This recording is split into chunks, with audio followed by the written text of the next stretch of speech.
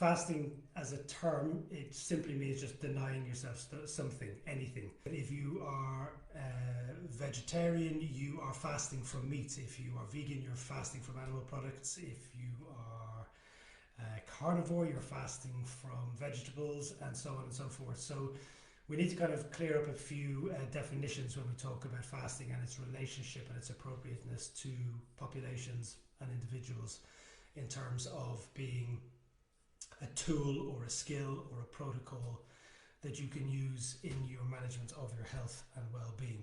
Intermittent fasting, the 5-2 diet, time-restricted eating, these are all things that you will hear across mainstream media more now than you will have done in previous years. And like anything that follows this route, they tend to get a little bit bastardized, some of these terms and some of the practices involved. Fasting is something that if we look back through kind of the annals of history and we look back across humanity, it's existed and it does exist primarily across religions. If you look at all religions, they all use fasting as a regular occurring practice within their rules and their regulations. Basically, if something is old school and something has been around for a long time, there's a reason for that. And it's usually because these things tend to work or they have some positive impact, whether that be physically, mentally, emotionally. But these things have stood the test of time. So fads will come and go, whether that be dietary fads or exercise fads or anything, fashion fads even.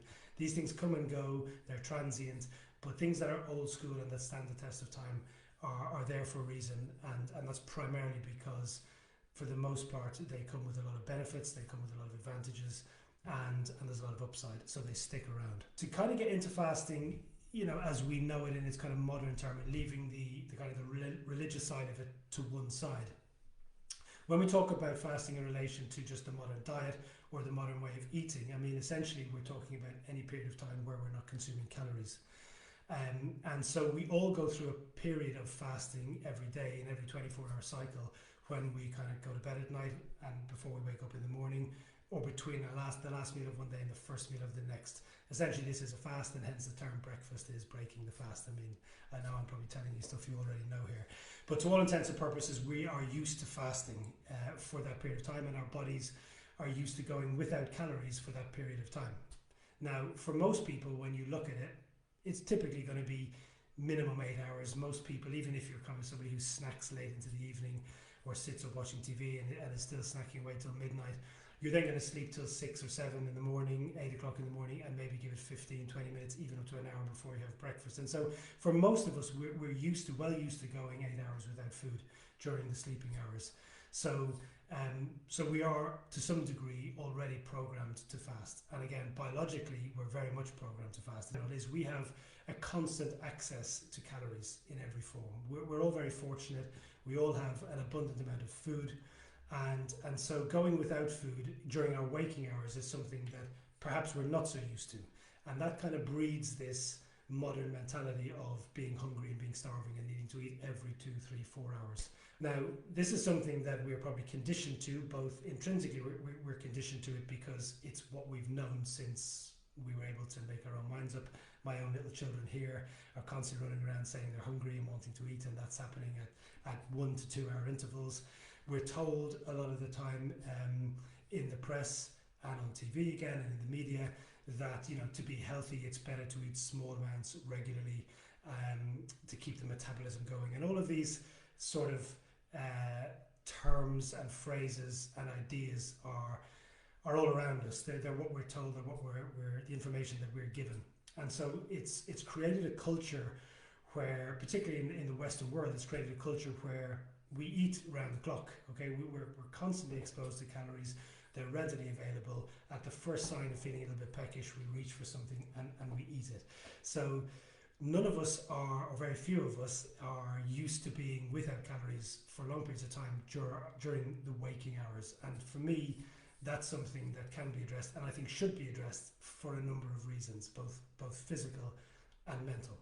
When it comes to actually integrating a fasting protocol into your daily routine or into your weekly routine, and if that is driven out of a desire to improve your health, which is basically the reason why we're here and the reason why we're having this discussion, is the reason why I included Condense Your Calories as one of the 12 simple habits in my ebook, is because we're looking at ways, we're looking at different aspects of how to get healthier, how to lose weight, how to basically just upgrade our health and wellness. And so fasting has become a thing within that space that is being sold to us as a way of achieving that.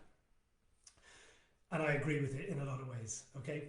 What I always say to people is it's really important first and foremost to understand why you're fasting or why you want to explore fasting. And my question to anybody who wants to fast first and foremost is to understand why you want to fast. I think that's a really important question. Is your objective, as I think for the most part it is it to lose weight? That seems to be the main reason across society why people think about fasting, and certainly when we look at fasting being sold to us as a concept or being sold to us as a product, it's generally driven by weight loss and driven by body composition, but primarily as a tool to lose weight. So the first thing to understand is, number one, why are you fasting? Now, weight loss is obviously a huge reason for fasting. The mechanisms by which it works are perhaps not exclusive to fasting, and we can get onto that in a moment. But just to touch upon some other health benefits and some of the reasons why I promote fasting within the realms of my 12 simple habits and kind of the core 4 construct, is for me the idea of fasting, or the main benefit of fasting at a surface level, is just to try and increase our control over our health and wellness, and our control over what we put in our bodies, why we put stuff in our body, and when we put it in our body. Okay, so I believe that there's a strong benefit to everybody just to be in control and to be empowered. And if we're in a cycle where we're eating every 2 or 3 hours, or society is telling us we're eating every 2 or 3 hours, or we feel the need to eat every 2 or 3 hours because our body is saying we're hungry, that's something I feel that we need to address, because history of humanity and my own anecdotal evidence and studies show us that we don't actually biologically need to be eating every 2 or 3 hours, or even every 4 or 5 hours. So therefore, to create a way and a means of being in control of that system, again, just gives us control of our own bodies and allows us to be the boss, basically.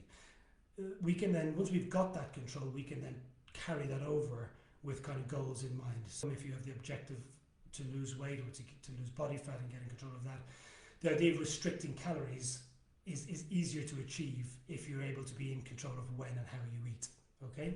Another thing to touch upon here, which is really quite important at this point, is to understand why we physiologically need, or why we've kind of become conditioned to this, I need to eat every 2 hours. And that again comes down to largely to what we eat, and the fact that an awful lot of the food in modern society and in the modern world is highly refined convenience food, and a lot of the time that is based around carbohydrates, primarily carbohydrate, or foods that are high in carbohydrates. The issue with carbohydrates is that they elevate our blood sugar levels, they elevate our insulin. Our insulin is elevated in response to the natural blood sugar increase that we get when we ingest carbohydrates. Now, carbohydrate is our body's preferred energy source because it is quickly converted into energy when we ingest it. It's stored in the blood, it's stored in the liver, it's stored in the muscle tissue, and so we have a rich source of carbohydrate energy readily available to our body when we need to do tasks. Okay, so that's why we've become kind of conditioned to work with glucose in mind. Because of that, we typically tend to reach towards carbohydrates for our ingested fuel source, and that keeps us in this cycle of needing glucose, wanting glucose, desiring glucose through the hormonal pathways of hunger hormones. Essentially, we're in this cycle, okay, of carbohydrate-rich foods, readily available glucose for energy. As soon as the body feels a depletion in the blood glucose levels, we then get a secretion of hunger hormones which tell us we're hungry again. Essentially, this could be just simply carbohydrate cravings, or almost like conditioning for carbohydrates. This is something, again, that fasting can allow us to kind of get a grip of. Okay, if we can get through that window, if we can ignore some of these hunger signals, I use the inverted commas because it's not really hunger in the true sense of the word, it's just that kind of blood sugar drop. If we can get through that, skip out, and allow our bodies a little bit of a longer window between meals, then what we'll find is we balance out some of those hormones quite nicely, and that helps to regulate the body, bring it to a state of homeostasis, and allow us to be in control of when we next eat and what we next eat. How long you should leave between meals is very much down to you as an individual. I recommend that we should definitely always go 12 hours from one day to the next. So from the last meal of day 1 through to the first meal of day 2, strongly recommend a minimum of 12 hours. Now, that shouldn't be difficult for people to achieve. It's like having your dinner at 8 o'clock in the evening, not eating anything else after dinner, and getting yourself through to 8 o'clock in the morning before having breakfast. A lot of people actually do this without even thinking about it, so it's really not that big a deal, and our bodies are very well adapted to dealing with that sort of thing. What that enables the body to do is it gives the body some digestive downtime. So when we're constantly piling our bodies with calories, ingesting food over the course of the day, our body's constantly having to deal with the breakdown of this food, trying to absorb the nutrients from this food, assuming it is nutrient-dense food, and hopefully it's nutrient-dense food, but quickly trying to digest the food, trying to shuttle energy to the right places, trying to, as I said, break down and absorb the nutrients into the gut. So there's a constant role. The body is constantly working as we're putting more and more food into our body.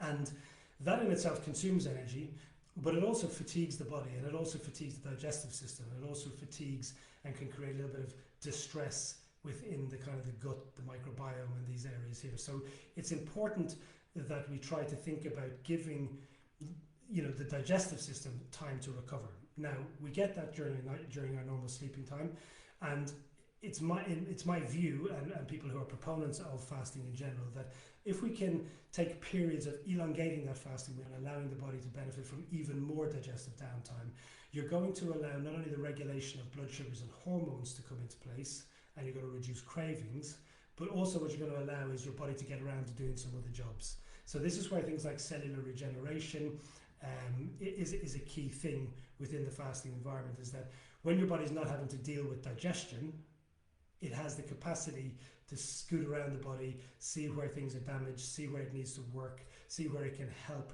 repair and regenerate the body. And this is why I list fasting as one of the tools within the regenerative sphere of Core 4, because it is one of the key ways of allowing your body to actually regenerate and improve and reset. In terms of the gaps between meals, Rekha, again, that's very much down to you. I think the key thing with fasting is to create one big window. Okay, so it's to decide you're going to go 12 hours without food, or 14 hours, or 16 hours, whatever it may be. Now, again, just to kind of skate over a few things, you will read all sorts of things about different protocols for fasting. Everything up to like 30-day water fasts, where people are going really deep into trying to cure, and they will tout that it cures type 2 diabetes, and it can cure all sorts of autoimmune diseases. There's lots of research going into those fields, and they're very, very deep areas. This is not really what I want to talk about today. I want to kind of keep it on a more surface level and talk about elongating the fasting window in a way that it can benefit us on a kind of a day-to-day level and on a more surface level, but still have a really positive impact on our lives. Okay, so I'm going to talk primarily about things like 5-2 intermittent fasting. With intermittent fasting, I'm going to stop it at about 16 hours. That's kind of my maximum recommendation for most people, and certainly until you've had a go and practiced fasting and kind of built up your tolerance to it. I would never recommend going above 16 hours as a fasting window. That gives you an 8-hour feed window on the other side. So the key to fasting, to get these benefits and to have that digestive downtime, to allow the body to regulate blood sugars, insulin levels, all of the other hormones within that cascade, cortisol, and get that homeostasis within the body, to experience a little bit of denial, to kind of get control of those cravings and bring all that under control, for me, is anywhere between 12 and 16 hours. And that's the important bit. If you then have a 10-hour eating window or an 8-hour eating window, how frequently you eat within that window itself, so therefore the gaps you leave between the individual meals, is kind of down to yourself. Okay, so what we're doing there is we're just protecting that one long window where we're condensing our calories down, we're keeping that long window of fast, and we're allowing the body to get around to doing the other things that it needs to do, and we're allowing our digestive system some time to recover. Up to about 16 hours, I think typically you're not going to do any harm, you're not going to have any real negative impact on hormones. It's going to be challenging because obviously you're going without food for a much longer period of time than your body is used to. You are going to get some cravings. Your blood sugars are going to feel a bit out of whack for a while. But it's like anything. It's like anything that you're doing for the first time or the second time. You've just got to condition your body to deal with it. You've got to get your body to understand that those hunger cravings, that kind of feeling of lightheadedness, is just blood sugar starting to balance. It doesn't mean we need food. It doesn't mean you're suddenly starving. And what you find is that if you can just ride that out for a couple of days, and I don't recommend doing fasting certainly beyond 12 hours for back-to-back days initially. Start off with 1 or 2 days a week, but you'll get used to it. You'll get used to that feeling of hunger normally around the time when you would typically eat. So if you're normally at 10 hours or 12 hours when you have breakfast, when you get to that point on the fasting day, you'll feel the natural hunger build. You'll feel those same urges to reach for something. You'll feel those drops of blood sugar. At that point, I recommend drinking lots of water. I recommend maybe even having a black coffee if you're a coffee drinker. That will suppress some of those cravings and allow you to push on for another couple of hours, where you really start to feel the benefits of the fast. You'll start to feel kind of some clarity in your mind. Your body will start to mobilize stored body fat at this point, and so that's something that we kind of missed at the start of the discussion. And kind of how fasting kind of works well for weight loss and body fat reduction and kind of maintaining a lean body mass. One of the key components of this is that as you go through that fasting window and you get kind of into 12 hours of fasting, your body has depleted its natural stores of glycogen and glucose, which is what we've said at the start of the conversation is the body's go-to energy source. So once they become depleted after 10 or 12 hours of fasting, your body still needs energy. Now, if you then are not ingesting food, which is again the body's go-to energy supply, it has to look elsewhere for energy. The stores of glucose and glycogen in the muscle, the liver and the blood is depleted, so it has to look for something else. And this is where it starts to mobilize lipids and mobilize stored body fat. And this is the key to using fasting for body fat reduction and for weight management. Okay, it's that getting to that later stage where your body knows, I need energy. Where can I find it? Okay, stored fat. I'll mobilize body fat. I'll push it through the liver. I'll create ketone bodies. That's how it then goes down the keto rabbit hole, which again, unless somebody specifically wants to know about that, we won't go down. But that's the process of ketosis. And again, that's the point at which your body is using fat as its primary energy source and becoming kind of fat adapted. Okay. I think that helps, Rekha. Again, just to sum it up, hormones, female hormones, don't be concerned about in a 12 to 14 hour fast. If you want to do that 1 or 2 days a week or 2 or 3 days a week as you become conditioned, you're not going to have too much of a detrimental effect on hormones. What will have a bigger effect on hormones actually is caloric restriction. So going through long periods or back-to-back days of really, really low calories. That's when you're going to actually have a greater impact on hormones. And specifically on female hormones. So this is kind of the outcome based, and this is where I go back to your purpose for fasting, your reason behind fasting. And it's really important to establish that and understand that before you go down the route of fasting. So clearly Claire had an objective of trying to use fasting to lose weight. Now, just so we understand, the reason why you lose weight when you fast is not the fast itself. It's that typically speaking, if you instigate a period of fasting, if you're only eating for 8 hours a day, it's going to be much easier to get yourself into a caloric restriction. You're typically going to eat less calories. That over the course of a couple of days is going to lead to a deficit of calories, and that is going to instigate weight loss through the process of just thermodynamics. So this is where using intermittent fasting or using a fasting protocol helps for weight loss. The mechanism by which you're losing weight is not the fast per se. The fast is the tool that allows you or makes it easier for you or makes it easier for you to adhere to a calorie restricted diet, and through that restriction of calories and that reduction in calories you will fall into a calorie deficit, and through an ongoing sustained calorie deficit you will lose weight. Once you've established your protocol, in Claire's case 16 hours of fasting, 8 hours of eating, once you've established that that is where you're going to eat within 8 hours, then it comes down to the number of calories you're going to eat within that window. So if weight loss is your goal, then you establish your calories first. That's even more important than the size of the window. So to use a very simple example, if you typically eat 1600 calories a day and that's what you've done, you decide and your weight is steady, you've decided you want to lose weight, you need to create a calorie restriction. You made a calorie deficit. You may decide to restrict your calories or cut your calories to 1200 calories a day. That will give you a 400 calorie deficit per day, and over time that will lead to weight loss. Now, purely from a weight loss standpoint, how you spread those 1200 calories over the course of your day will not impact weight loss particularly. It will not make it more effective or less effective. The calories are the calories, and they will determine the weight loss. But what intermittent fasting does, and what Claire has alluded to here in her message, is that by condensing the eating window down to 8 hours, it actually makes those 1200 calories seem like a lot more within a shorter period of time. So once you've conditioned yourself to go 16 hours without food, you then move into your 8 hour window of feeding. Suddenly 1200 calories will fill that window much more, and you won't have that feeling of depriving yourself, because you've already conditioned yourself to only eat within a restricted window.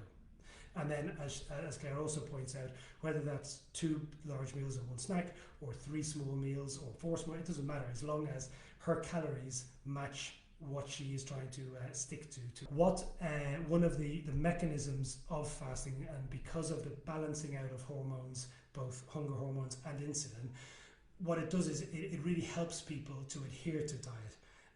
So if you are wanting to go into a calorie restricted diet or a calorie reduced diet in order to lose weight, fasting and the whole process behind fasting, the psychology behind fasting, really helps with adherence to that plan and to those calories, and it helps with dietary diligence, because you've become conditioned to deal with, oh, I feel hungry, and not snack. 24-hour fasting, again, it's going a little bit more extreme. Again, not something I would necessarily recommend to people to go straight into. You definitely need to build up to that.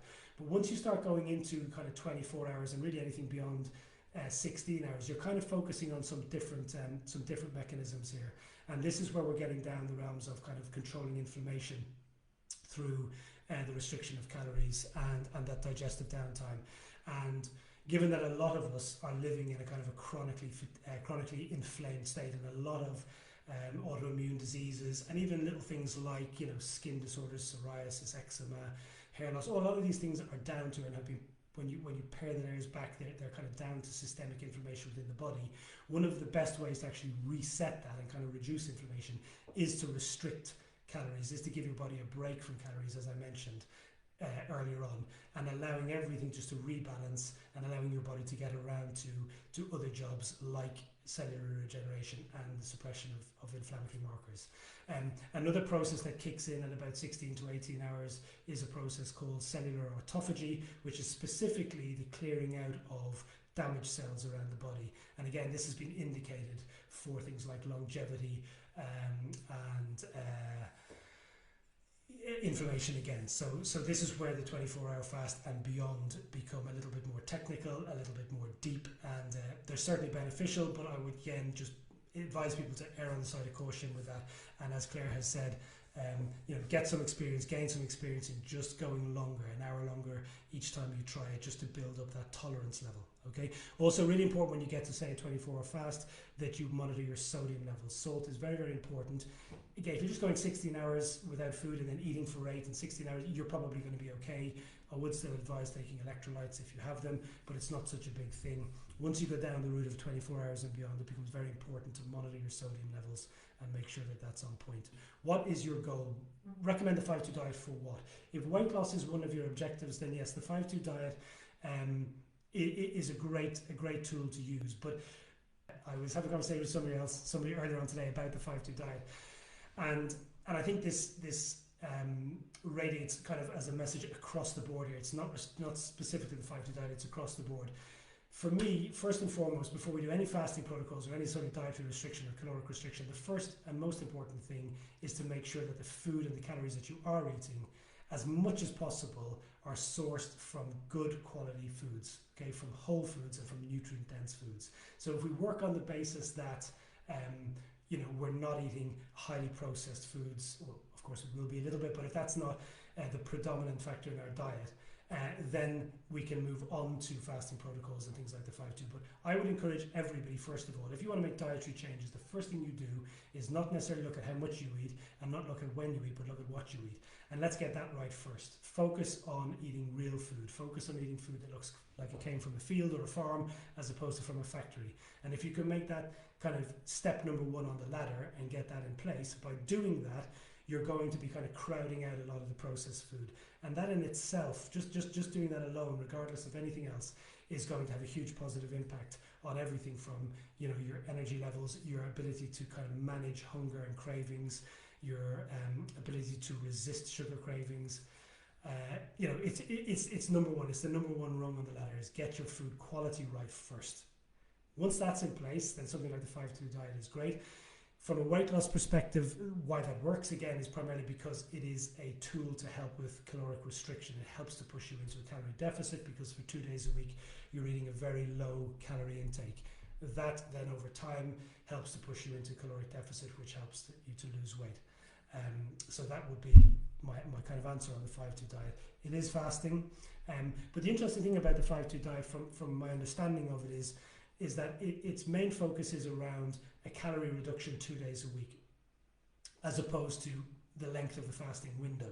So theoretically, therefore, if the protocol was 800 calories a day, 2 days a week, theoretically you could spread those 800 calories over the course of 10 or 12 hours if you wanted to, and so you're not technically in a state of fast depending on what you're eating. The keto diet is again something that's popped up a lot in across media platforms in recent years, and again, unfortunately, with all of these things, they've become a little bit bastardized. Okay, they've kind of lost their true meaning. It sounds to me like kind of Claire knows what she's talking about, and she's following it in a very healthy and responsible way, and as such, she's getting all of the benefits from it. And here, as I've mentioned before, guys, this group is about you, and Claire has been very, very kind to give us the benefit of some of her experience in this field, and please feel free to ask Claire any questions that you have as well, because it's always great to get first-hand experience from other people. I personally have never done a keto diet. I have pushed myself into cyclical ketosis when I want to get lean, and to get some of those benefits that come with kind of ketone bodies and beta hydroxybutyrate and some of these other things that come with that. But for the most part, for people, my recommendations, again, just to kind of close out on that if there are no other questions, is my main recommendations for everybody is just to take a look at your overview, look at your diet, look at how often you're eating, look at how big your current eating window is. Very easy to do. For a couple of days, just make a note in your diary of the last thing you've eaten and at what time on a given day, and then what the first thing you eat is the next day. Okay? Note down how many hours you've got in between. That is your current fasting window. Also, you could note down how you felt. So, I ate at 7 o'clock in the morning because I was starving or I felt really hungry. It's good to make some notes on that and kind of get a sort of an overview, a little bit of a self-audit on how you're currently eating and what your current eating habits are. Once you've established that and you understand what your current fasting window is, then set yourself a realistic target. So if you currently eat at 10 hours, currently got a 10-hour fasting window, pick a day or two of the week where you think that the demands of the day are not going to be too strenuous. Again, for ladies, that it doesn't clash with your menstrual cycle. And also maybe days that you're not exercising would be good as a starting point, so that you're not going to leave yourself in a kind of hypoglycemic state as you're about to exercise.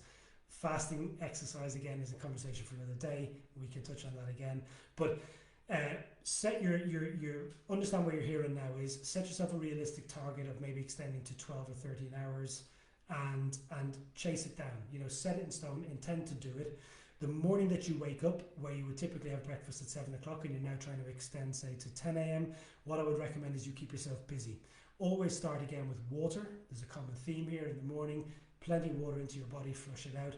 Coffee, as long as it's black, if you are a coffee drinker, a black coffee during a fasting window is also a really good way to kind of almost accelerate the fast a little bit. Some of the other benefits of the fast that we spoke about, like the autophagy and the production of ketone bodies, that can be accelerated a little bit by consuming black coffee, and also it can just suppress hunger. So if you're struggling to kind of make those extra 3 hours, black coffee kind of at the peak of those hunger pangs will help to just push them back into their box and kind of give you a better chance at getting through to your next meal. When you do get to that meal, again, make sure that the meal is good, rich, whole foods. Make sure that you've planned it ahead. What you don't want to be doing is going through a fast feeling that you've achieved something, but not having a plan for what you're going to eat at the right time, and then reaching for a bowl of Frosties or something that's going to kind of throw it all out. So plan ahead, plan your meal, try to get yourself up to 14 to 15 hours first. Do it 1 day a week, and then take it from there and slowly start to build it up, and you'll feel the benefits of it. And as you feel the benefits of it, like with all of these habits, once you start to feel the benefits, once you start to feel like you've suddenly got control over your food, control over those hunger cravings, it's amazing what power it can give you. It really gives you a hell of a lot of control. It makes you feel like you're kind of the boss of your own destiny, when you don't feel like you're a slave to the fruit bowl or a slave to the fridge around the clock. And I can tell you from my own personal experience, I used to, and my wife will testify to this, I used to eat probably about 1,200 calories a day, so 1,200 calories every single day before 8 o'clock in the morning. And if I didn't, it was in the form of a big bowl of porridge with some fruit and some seeds and some nuts and my kind of morning smoothie. And if I didn't have those calories, if I didn't eat all of that before 8 o'clock in the morning, so by the time I started my second client typically, I'd actually be shaking, I'd actually be trembling and thinking I can't get through this. Okay, that's how conditioned I was to having that huge amount of food early in the day. And for somebody who doesn't want to lose weight, weight loss is not one of my goals. On the contrary, I actually want to kind of increase my body weight, or certainly maintain my body weight and maintain muscle mass. So for me, fasting was about getting control of that need for calories at certain times and to get some of the other benefits of it. But for me, it was very important to still maintain my total calories, but just in a shorter window. So I wasn't trying to get a calorie deficit. I was just trying to elongate my fasting window and get all of the other benefits associated to it, but without weight loss. But the interesting thing is, after a couple of days, a couple of weeks of practicing and trying to kind of not have my normal 1,200 calorie breakfast, I got to a point where now I typically don't have breakfast at all. And when I'm kind of in a strict point of really trying to get my fasting right, I'll hit 16, 18 hours consecutive days, and then I'll still cram my typical 3,000 calories a day into a 6 or 8 hour window. But the point I'm trying to make is my body has become conditioned to going for really long periods without food, with no real detrimental impact, and I certainly don't feel like I'm going to starve to death and die during that period of time. So I'm sure you can all kind of benefit from the same by just practicing, just conditioning your body like everything else. Just take your time, start slowly, make sure you're drinking plenty of water, make sure you've got a plan, start slowly, take it step by step, and you will reap the benefits. For anybody who has got weight loss goals, as Claire mentioned, it is a really, really good way of being able to manage those hunger cravings, which are usually the things that derail people when they're trying to lose weight. So I would very much recommend it for that. But again, make sure you're doing it with a plan. 42 minutes. We've barely scratched the surface. This is the problem with this subject. It's deep, and again, there's so much we haven't spoken about. Some of you may have more questions now than you started off with, and if so, let's kind of keep this conversation going. Reach out to me personally on the page, send me a message anytime. I'll be more than happy to get back to you, because the key thing with this and with all of the other aspects of health and wellness and your own health management is it is very personal, it is very bespoke. What works for one person won't necessarily work for somebody else. Big things like fasting, caloric restriction, these things are kind of they're general. They do typically do what they say on the tin, but how they work specifically for you can be quite different, and what you need and the strategies that you need to have in place to actually be successful with them may be very different from somebody else, and the challenges that you may face along the way may be very different for somebody else. So that's what I want to use again. I want to use this page for. Please do reach out, ask any questions. If you're thinking about starting a fasting protocol, by all means, just shoot me a message, and again, I can work with you directly and help you set a strategy and a structure in place that will work for you and kind of get you started on this road. But more importantly, come here, ask me the questions, because I'll give you sound, solid advice. Don't just follow any old thing that you see on social media, because it's not always with your best interests in mind. So just please bear that in mind.